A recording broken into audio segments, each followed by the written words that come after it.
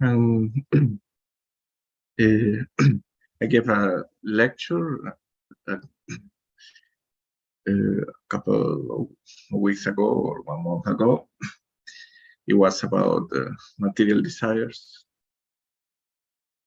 And I felt like this was going to be a good continuation to that lecture, to recap a bit the last lecture. Basically, the point that I wanted to make is whatever might be your desire, or the desire to get rid of a desire, you should always come to Krishna and not use any other means, or try to do artificial renunciation, but rather be honest, and come always to Krishna. And in the process of that honesty, because mostly I talk about the feeling and the attitude to have, it will come a point where the devotee starts to have like a desire to dedicate himself more and to do a bit more of tapasya per se. Tapasya, when I mean tapasya, I mean to accept things that are favorable for the process and to reject things that are not favorable. And in the Nectar of Instruction, it's a very interesting book because it's a very short book, but contains essential teachings, from the most basic to the most advanced. And it's a very practical book. Some other books are a bit more philosophical, but the Nectar of Instruction is a very practical book. That says practical things, practical teachings, that we can apply to our lives.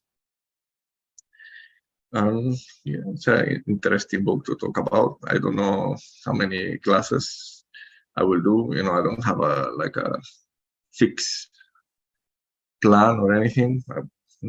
As many we will do organically as as the subject comes, the verses come. That it is 1, 2, 3, 4 episodes or 2 or whatever it comes, and we will do. So the first verses that we're going to discuss, the focus is going to be serenity, which is the focus of the sadhaka. How to depend upon Krishna, how Krishna is our soul protector, our soul maintainer, and we depend on him, and we focus on what aspects we are lacking, what our lack of qualification, and how we really need the mercy of Krishna to proceed. So it's a bit on that mood, especially the early verses. So I will read the first verse, and then we'll discuss a bit. Then I can share it also.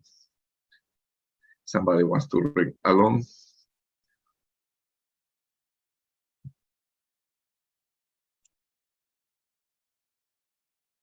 Interesting enough, this was the very first verse I ever studied. The first book I ever studied. This thing.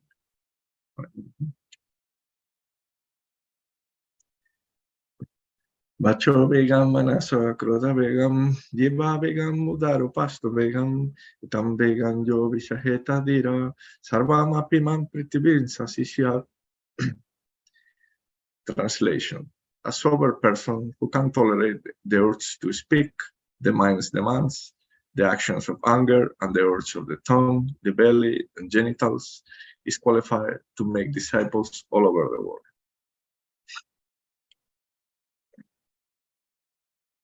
So, in this verse, it serves many purposes, but it has to do with the, how you say, like the conditions that are suitable for the cultivation of bhakti. this is very important because, you know, like it's a balance, you know, like my other class, I focus mostly, you know, on the, I will connect with that. Also, I focus mostly on the necessity of Krishna's mercy, which will be 100% present in this lecture as well. But I will also add a bit of, you know, what we can do in our part, like to hang on the rope, like I say, you know, like this is like the analogy is like they're throwing a rope. We are in the well, they're throwing a rope, and we need to hold the rope, and then they will pull us up. So how we can hold on the rope, what we can do, what we can try to do, that will be a bit the focus on today's class. So this verse, you know, two important things, you know, before we analyze a bit, is first, as it says, you know, those who control these things can be a master. And we know that these are not the main things, you know, the main thing, of course, for someone to be a spiritual master is that he knows Krishna, he has bhakti.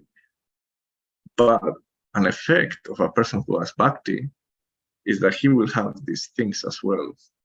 So it's important to know that a real spiritual person, a person who has real attachment for Krishna, is not going to be so interested on these things that are related to the material world, because he will have a higher taste.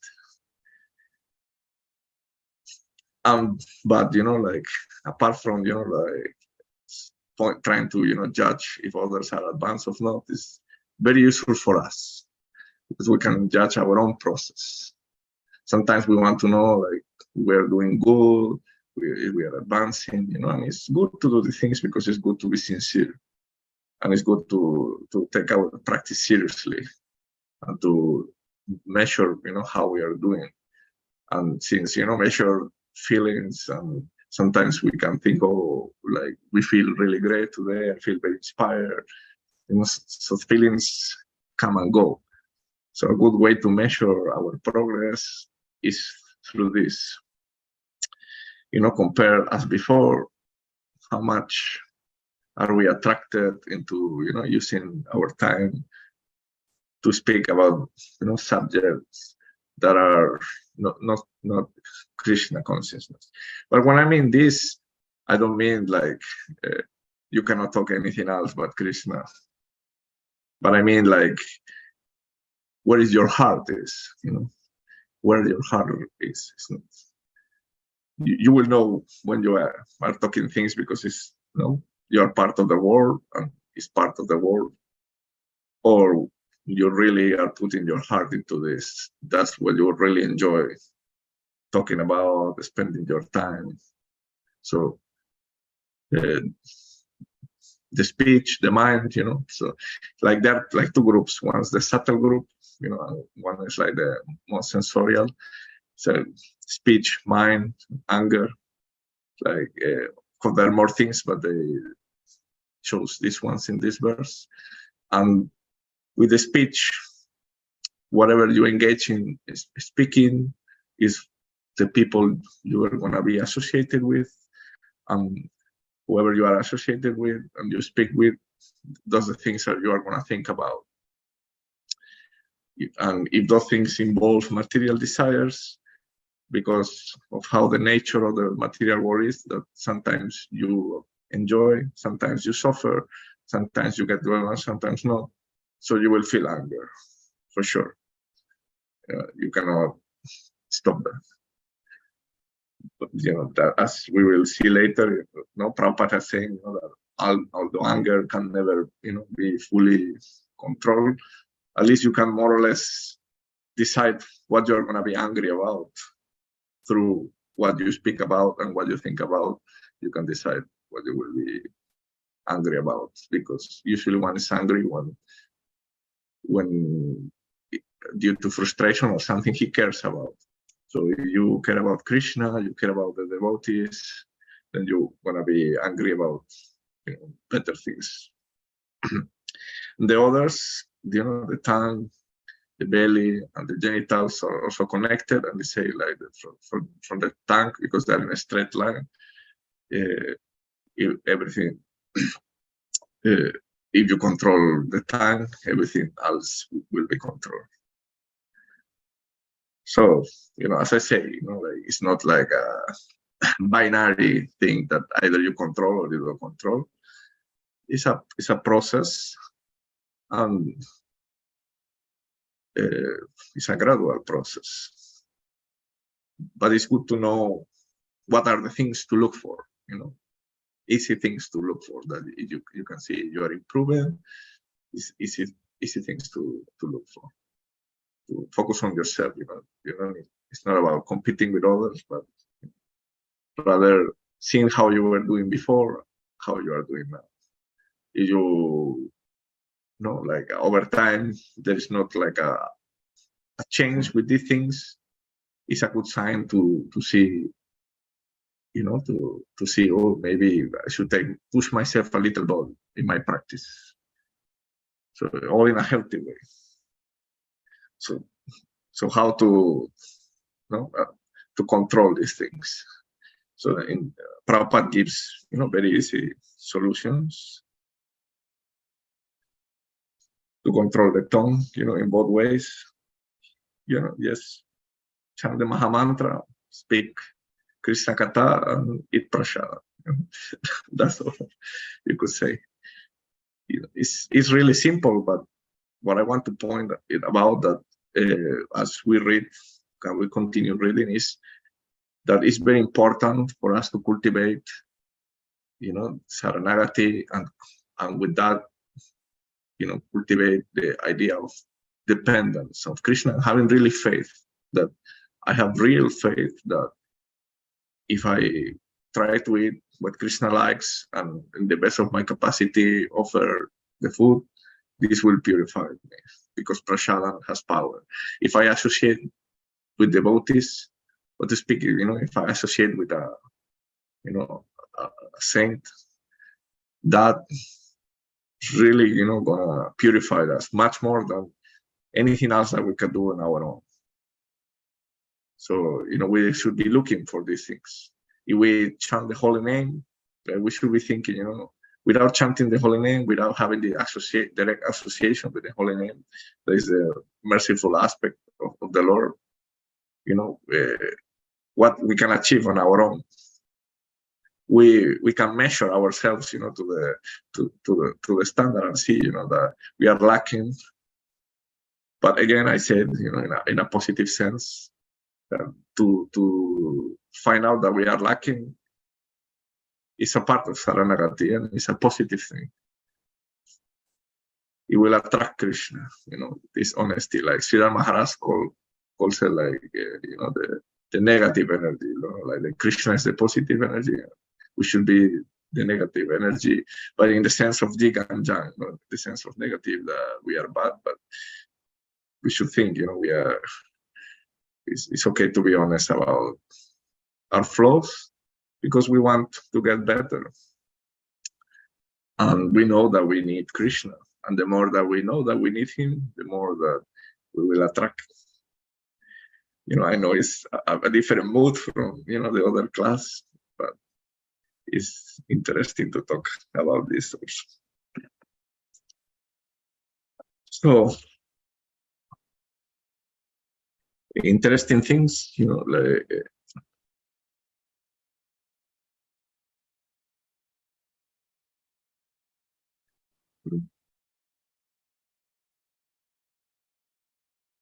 yes, as I say, like this has to progress naturally, like our own desire to improve will come. Like as first, as I say, one just goes very sincere to Krishna, as however in whichever state or position we are, and ask for Krishna for whatever we might need or we might not need.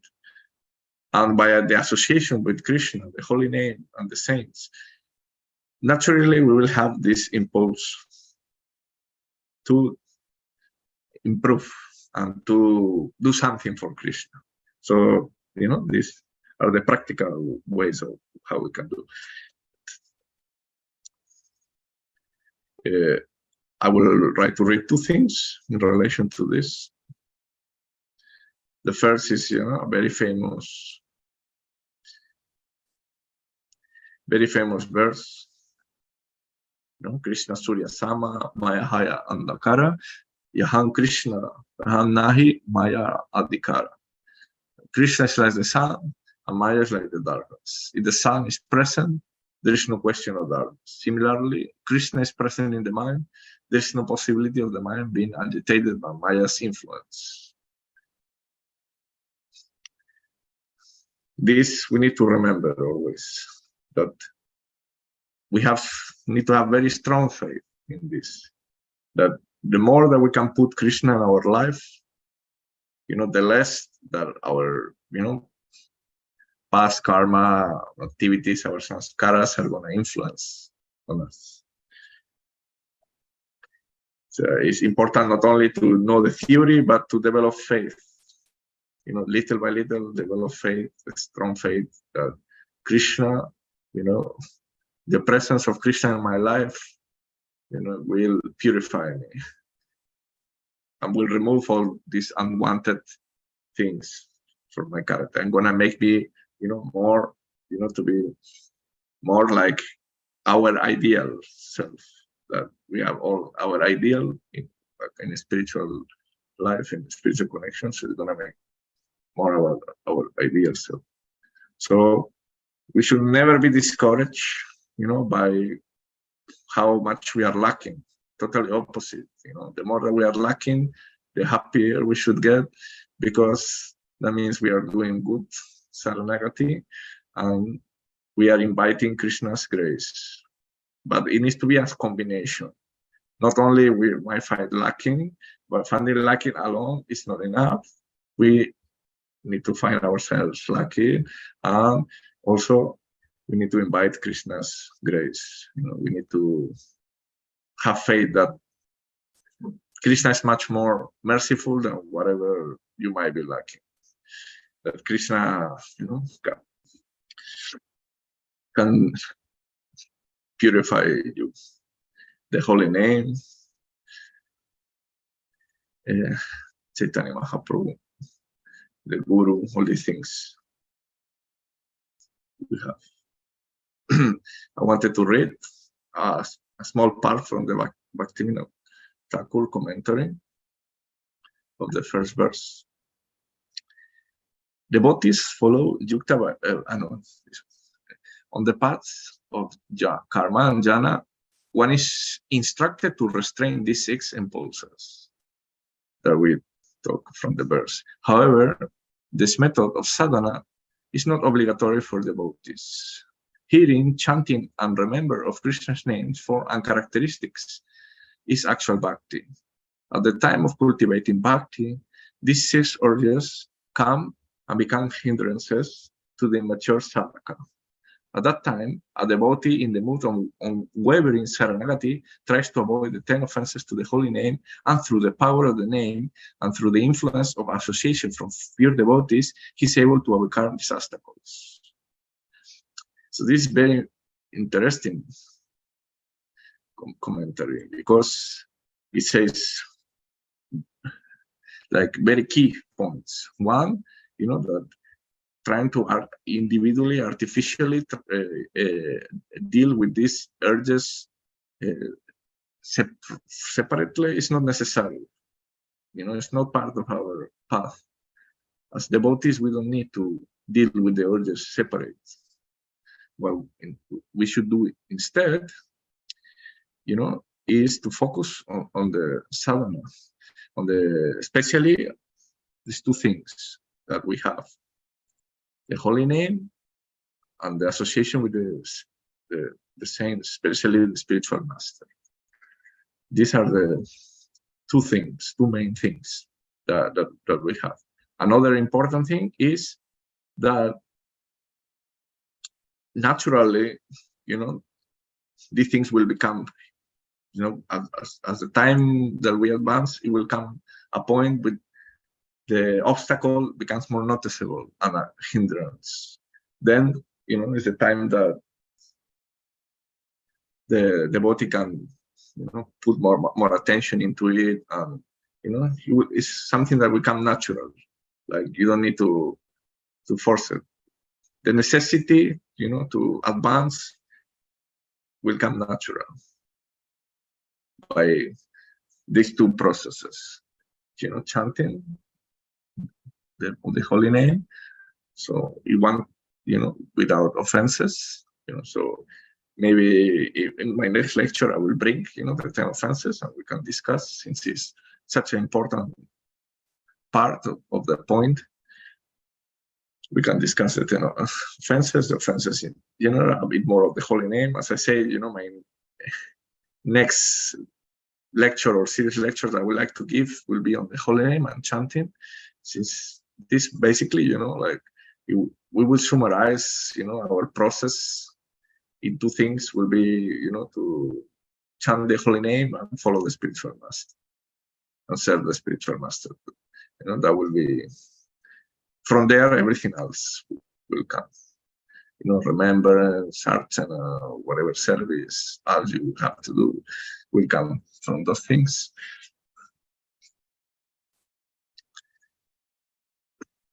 So, how long I've been speaking? Yeah, okay.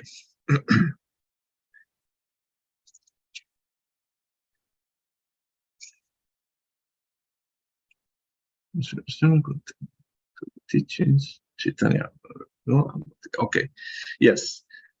On the first verse, I wanted to say that, these teachings, although, might seem a bit superficial, you connected to the point that what these teachings in the path of bhakti are really about, that, that you should be really connected to the holy name and the spiritual master. I would like to say that, similar teachings were the one that, Raghunath Das received from Chaitanya Mahaprabhu, after he really wanted Chaitanya Mahaprabhu to give him some special instructions. But Chaitanya Mahaprabhu first didn't want to give him, because Swarupa Damodar himself was training him, and Chaitanya Mahaprabhu said that he knows more than me. I'm learning from him, what I'm going to teach you.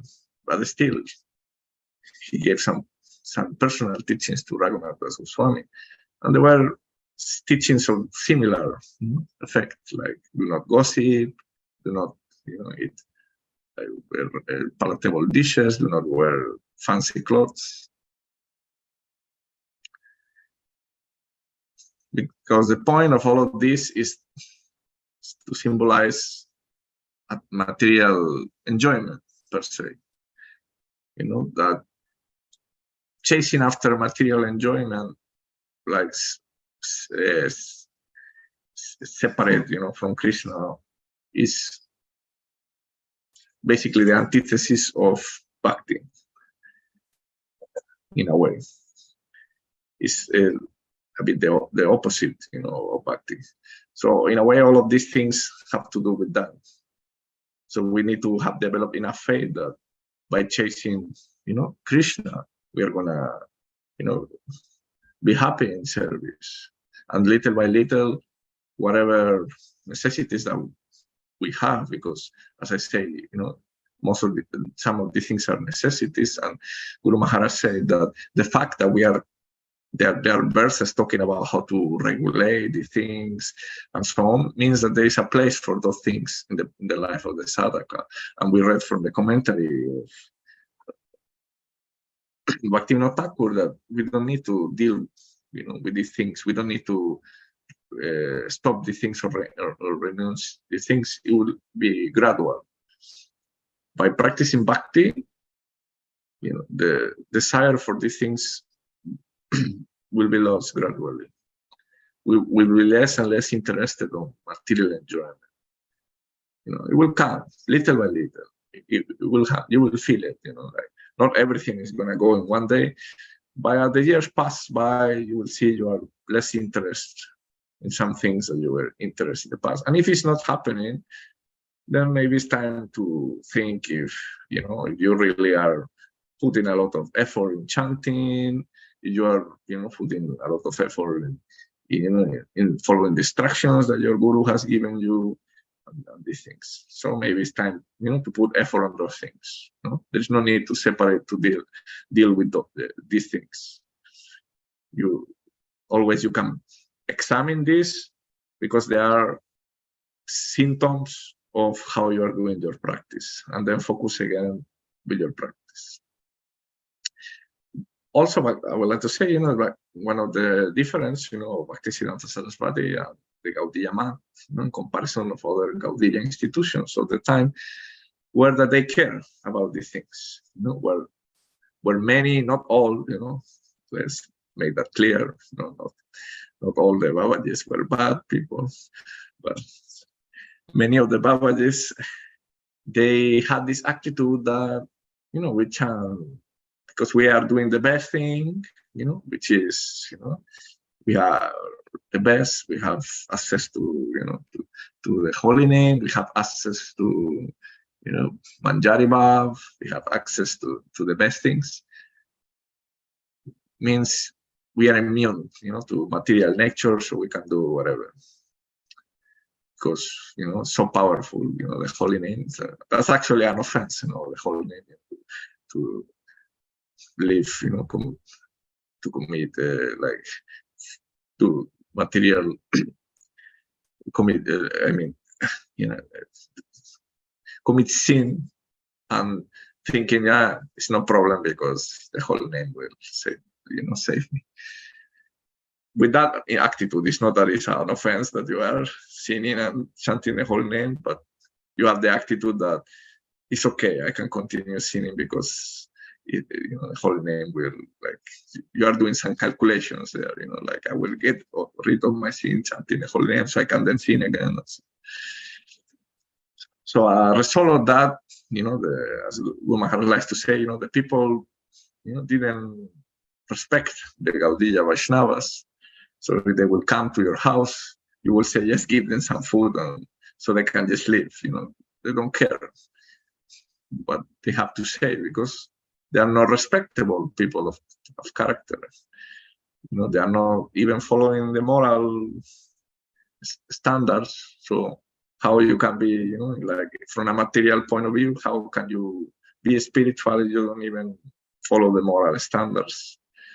Of course, we have exceptions of when people, in Raganuga Bhakti, who, in the context of their devotion and their lila, get so much, that they might act in a way that is not moral, correct. But that's what is interesting about the Gaura Lila and the example of, the Goswamis, because it shows, that a person who really, follows and who has this advancement can act the most moral way possible and the most renounced way possible. It's not a problem. They can be the highest class devotee and also be more renounced than any Mayavadi, be more moral than any moralist. That's not a problem. So Bhaktisiddhanta Saraswati Thakur put a bit of focus in that. He introduced, the sannyas ashram, and he wanted his, devotees to act like brahmanas, because he thought that it was, just a show, it was not real kind of devotion. It's cheap devotion. Devotion that, the devotion that will not give you the sense control, it's not real devotion. Because if you really think about it, the reason why the devotees are so self-controlled is because they have a higher taste, like Prabhupada likes to say. It's not due to an artificial reasoning. It's because they are engaged in something that is so joyful that material life makes no sense anymore. Like somebody said, I don't know who was, now I cannot remember, that he will spit, in the desire of like the sex pleasure, he spits on it, like that's compared to the joy that he's feeling now by chanting the holy name. That's like a drop of water in the ocean. Yeah, drop of water in the ocean, no, in the desert. Well, in the ocean, the water is salty, so it's not tasty also. But yeah. So obviously, we haven't reached that point, but that's what I'm trying to say. In our organic way, we will reach to that point. And the devotee, can be the more moralist person. And the only way a devotee will not act morally, still, if a devotee doesn't act morally, it's not because he wants to enjoy. It will be for serving Krishna. It will never be, because he has any of these urges. So that I wanted to say also. If anybody wants to comment as something related to the first verse, otherwise, we can proceed to the second verse.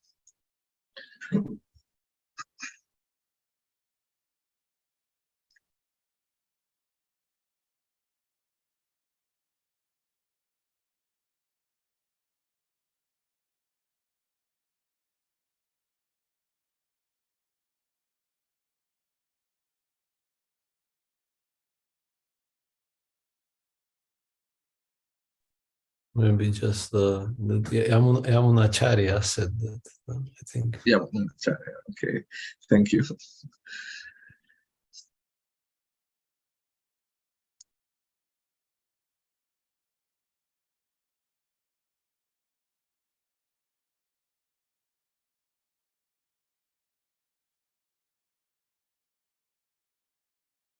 Pratyahara prajasatcha Viponi yamagraha janaschanga chalao yancha sabbi bhakti vinashyati.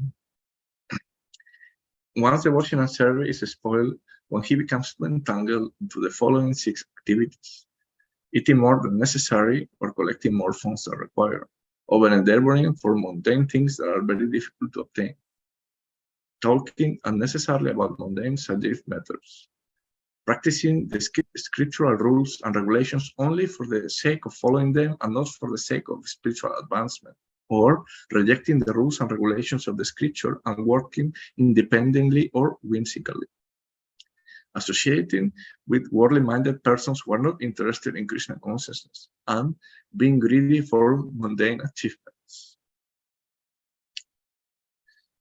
So here we have, again, 6 practical advices on how to, cultivate Krishna consciousness. Sometimes we might feel, I want to, I'm getting stuck, or I want to advance. So one can quickly check, Nectar of Instruction. They're full of practical things to do. Obviously, everything is assuming that the main practice is the chanting of the japa. So without the japa, nothing is going to work.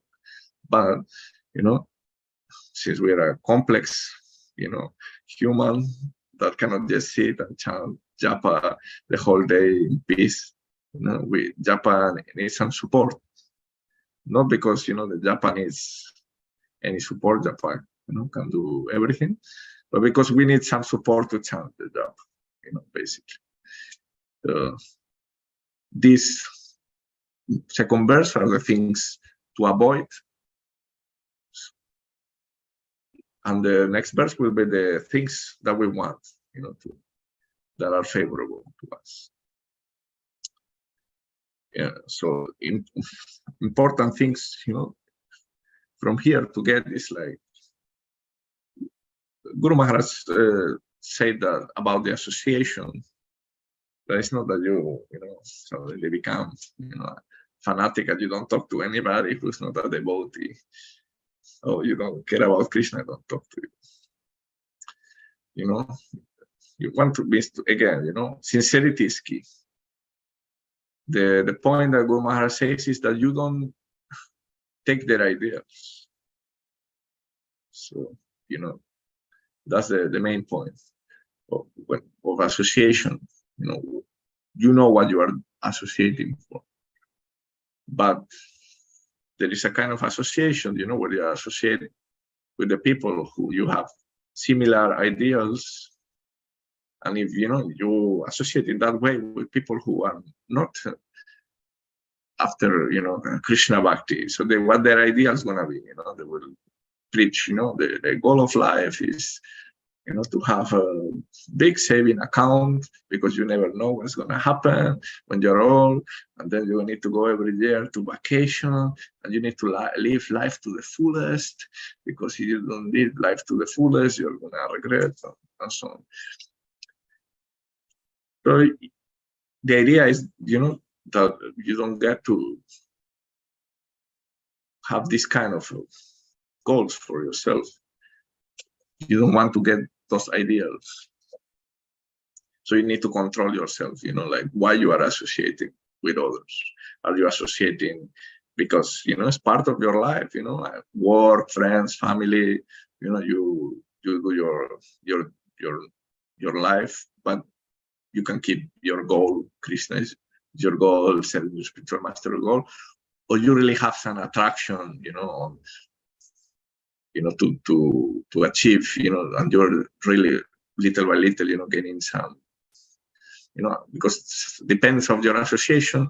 Some associations can be stronger than others, and some devotees' faith are stronger than others. So you need to be sincere always, like there's some kind of things that are maybe not going to be attracted to you, but maybe you meet a bunch of, like pseudo spiritualists, they say you're not going to take, the important thing, is to take mushrooms, and that's how you will, achieve spiritual experiences, and you start getting into that, or, like different people have their own weaknesses. So you need to look forward to that, and not associate. I will say, if I will have to put it with my own words, do not associate with those people who will bring out in you your worst, your weaknesses, and so on. That's how I would put it. Because there are many things, that they're not going to influence you, because you are a devotee for a reason. So there are many kind of people who are not going to be able to shake your foundations, but everybody has a weakness, so you should avoid, those people who are going to influence into bringing you to whatever, is worse of you, going to bring out the worst in you.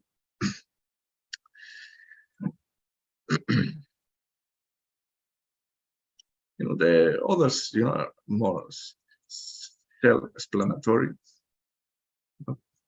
Collecting more funds than required. Again, these principles require honesty. That's why I want to say, you cannot use these principles as, like guidelines that you must not have that much food, otherwise, you are not advanced, and so on.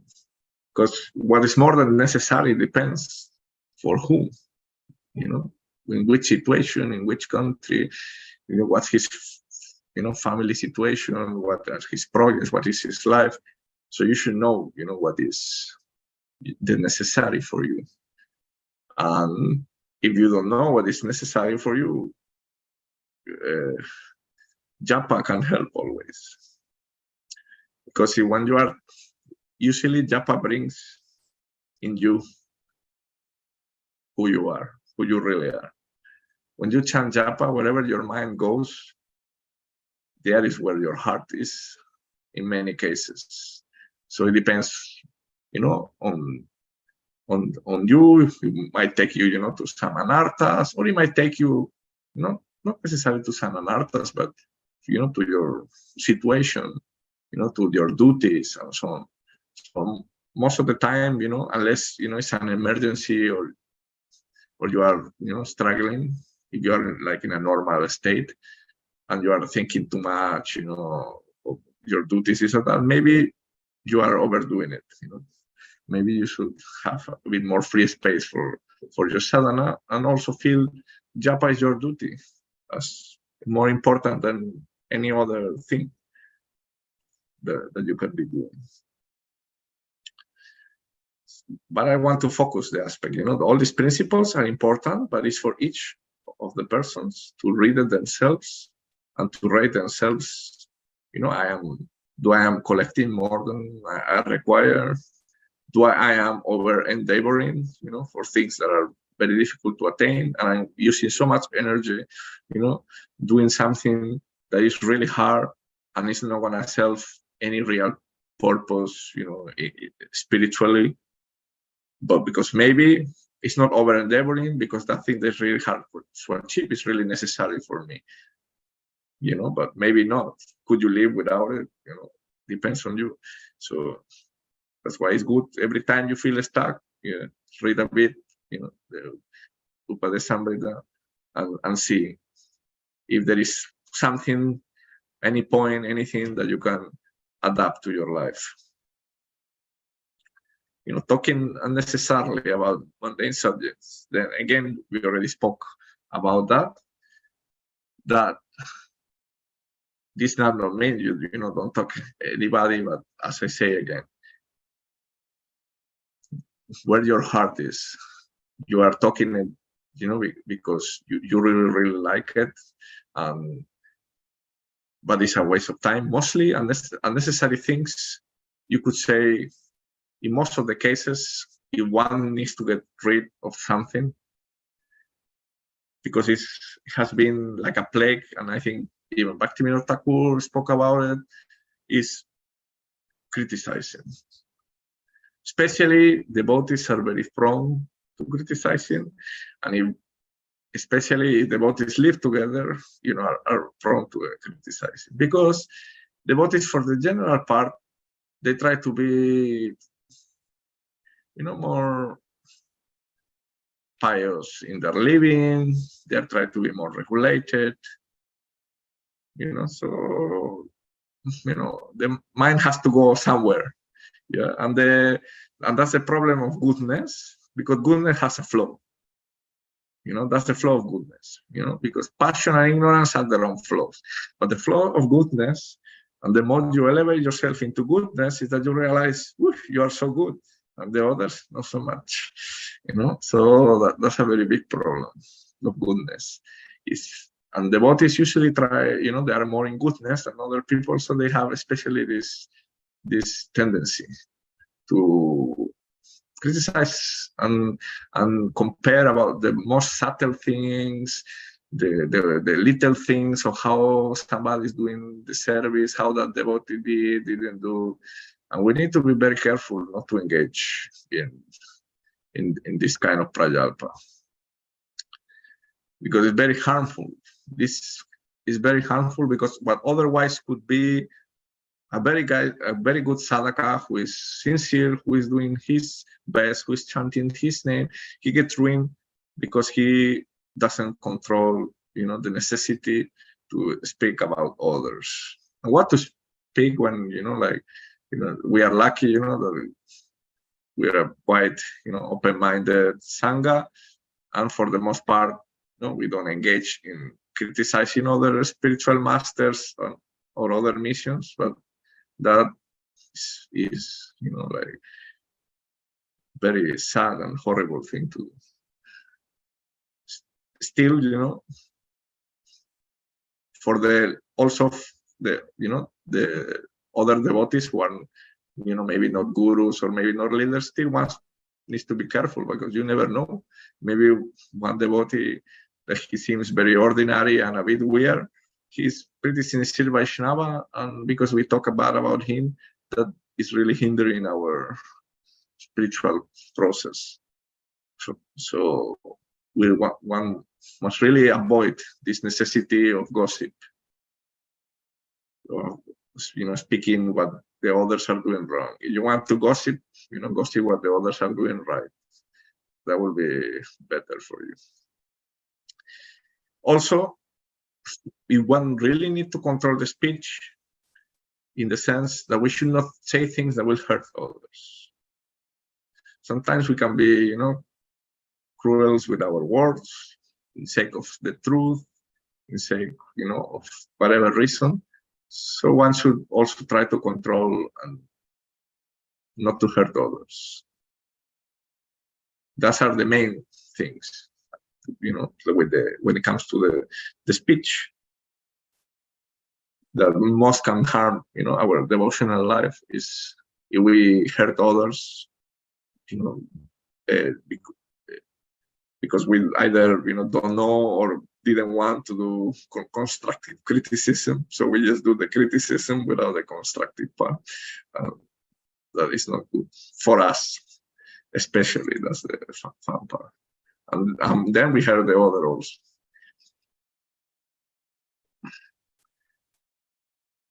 And the famous one is the practicing the rules and regulations just for the sake of doing them. This usually happens in organizations, with our very canista like-minded. Still, because at least I am a canista as well. One needs to be careful for ourselves because the tendency is still there. But it happens that you want to feel safe, and you feel safe, by doing something. And if you are able to do something, then you feel safe. So maybe you don't understand, the deep things. You don't understand it's a detail or not a detail. You just do the rule, then you are part of the team, and then you feel safe, and then that's all. So for the most part, we need to take care that whatever we are doing, we are not forcing it upon others, but wherever we are doing things that we are doing it for the benefit of our spiritual advancement. So the things that we should be doing, as I said, is chanting the holy name, and whatever our spiritual master tell us to do, and whatever thing is going to help us to achieve those things. We shouldn't, follow the rules and regulations in an independent way, to feel that I have achieved this. Like some people, will fast, and say, I fast the whole day. I did the fasting the whole day, and they will feel some pride on that. But it was really for spiritual advancement. You should be sincere and know what you are doing the things. Sometimes, I've seen these things that people do spiritual things in front of others. They want to get some recognition. Can happen with kirtan also. We one start doing kirtan and practicing kirtan, not to please Krishna or to advance spiritually, but because you want other people to think, good of you. And for other part, also to avoid the rules and regulations is not advisable. Because we can say, like, just chant the holy name and be happy, and that's all. And that can be good, to start with, but it will come to a point where you have this urge that you feel something needs to come more, and you need to, from the best, whatever you think is going to help, you need to do it. The rules are there to help you. You should take the rules that are you feel that they're going to help. We will read one verse, one small part from the commentary. It's actually another verse.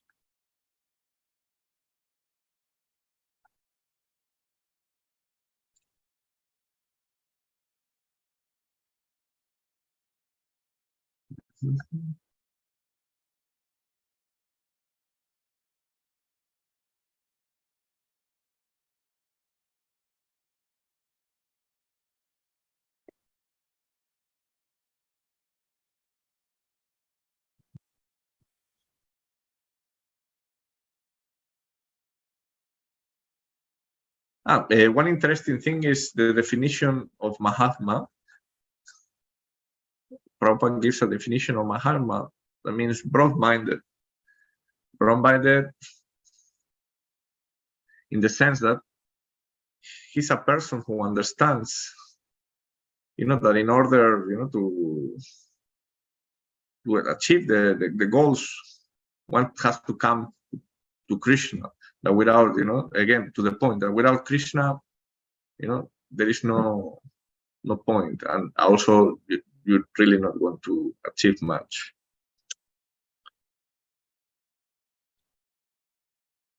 I'm sorry, that I'm a bit, it's a bit late here and a bit sleepy, so I talk a bit slow. But it's almost time, so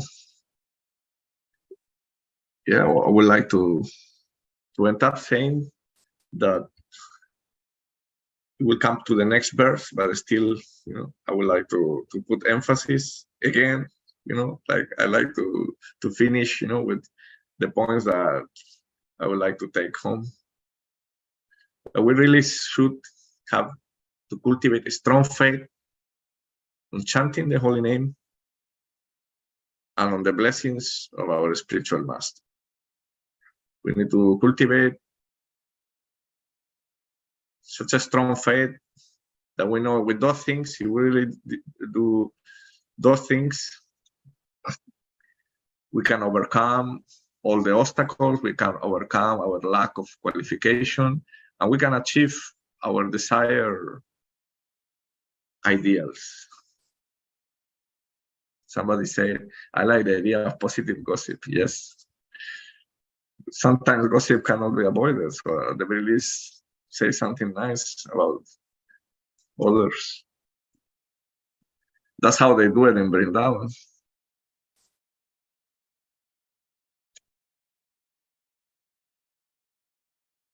But thank you for everyone to have the patience to listen, and if anybody wants to give a commentary or ask a question, now will be the time.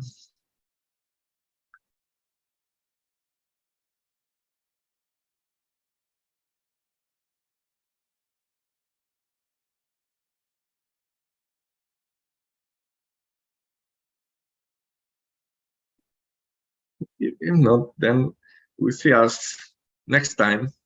We will continue with the positive aspects, the things that will help us, and then we will go a bit more deep in dealings between devotees and how we should relate to other devotees and how to cultivate, our ideal to, at the very least, reach the platform of Madhyamadikari.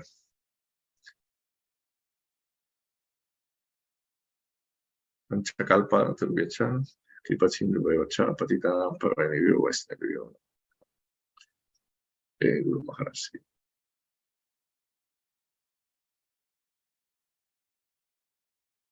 Jai, thanks for lecture. Very useful for me personally. Yeah, for me too. I usually give lectures that are based on whatever I need at the moment.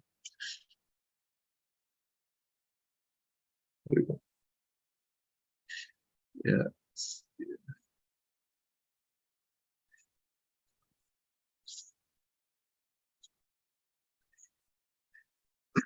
Okay, Srada said it is sometimes hard to recognize blessings. Was my mother living at 4 years old a blessing? As my father agreed that he will mean not following Krishna consciousness. I cannot say. All I can say, it's like as the history of the, of the king, that says, with the advisor said, all that Krishna does is good. So I have faith in that. I cannot say, I cannot tell you it was a blessing because of this and that. all that I know is that however we are now, is the best that could happen to us because we are here. Somehow or other, we know about Krishna. Somehow or other, we are initiated. Somehow or another, we are chanting the holy name. So, whatever, one thing is in particular a blessing or not, act of our karmas. Some things for sure are bad, but I'm sure that Krishna, the intervention of Krishna has made it less worse than it would have been. So I have faith in that. That's all I can say. That it's good to have faith that whatever happens, it will be in the long run good for us. Very well. Thanks to you also for listening.